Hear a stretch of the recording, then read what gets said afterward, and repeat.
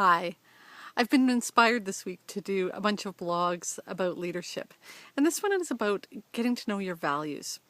So as leaders, we need to identify what our core values are, and we need to look at what the values are with the people around us. Oftentimes when there is conflict or chaos in an organization, it's because people's values are conflicting. So figuring out what's important to you.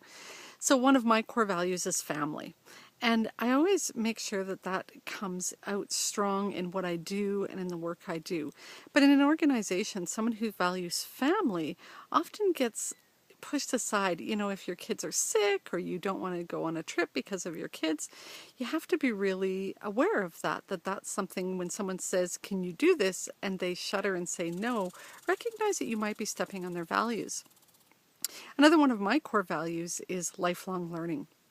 Training and growth and personal development, all of those things are really important to me. And yet when we're looking at budgets and we're looking at time constraints, sending someone on a course might be the last thing an organization wants to do. So identify what those are for you. Sometimes one that conflicts for organizations is the value of order and the value of creativity.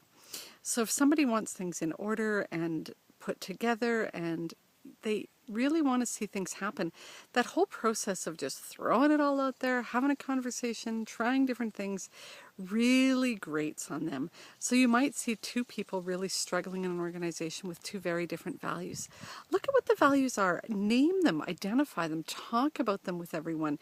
What's important to you? How do you work? How do you kind of do the things that are important to you?